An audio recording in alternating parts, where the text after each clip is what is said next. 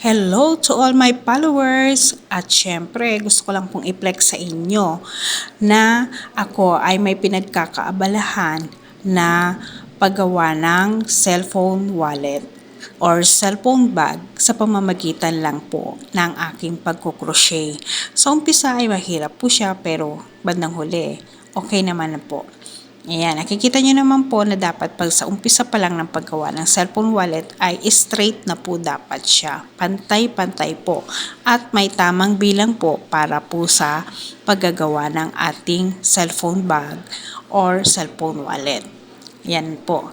Sa umpisa, medyo mahirap pero kapag natutunan nyo na po, ay madali na lang po para makabuo kayo ng cellphone wallet or cellphone bag. Ayan. Ito pong ginagawa kong to ay pwede po nang may handle or pwede rin namang wala.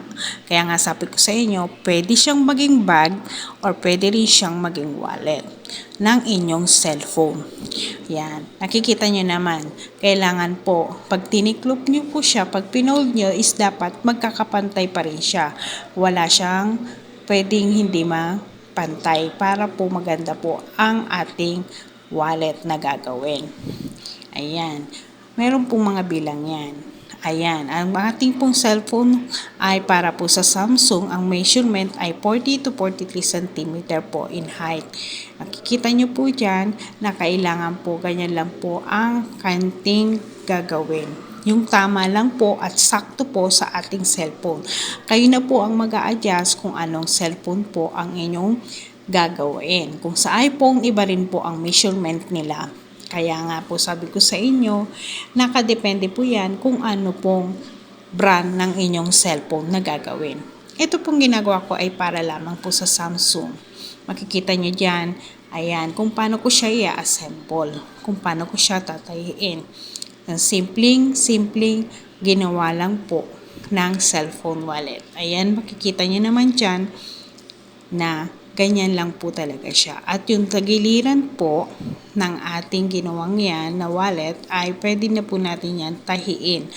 Na ang gagamitin rin po natin ay yung ating pong yarn para po mas matibay ang ating pong cellphone wallet. Bali, madali na lang po kung kayo ay magtatahi po ang ginamit.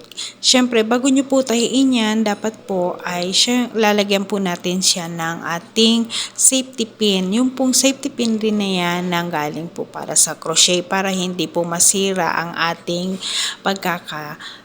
crochet. Ayan po. Nakikita nyo naman po. Plastic safety pin lang po yan. Yan po ay talagang para sa ating pagkukrochet lang po ginagamit. Ayan. Nakikita nyo po yan. Yung pong yarn na ginamit ko ay yung din pong yarn na ginamit ko para sa ating cellphone wallet para po mas matibay po ang ating pagkakatahi sa tagiliran ng ating cellphone. Ayan na po. Kitang-kita nyo naman. Ready na po siyang gamitin. Pwede pong lagyan ng handle at pwede rin pong walang handle. Kaya ano pa hinihintay nyo? Try nyo rin pong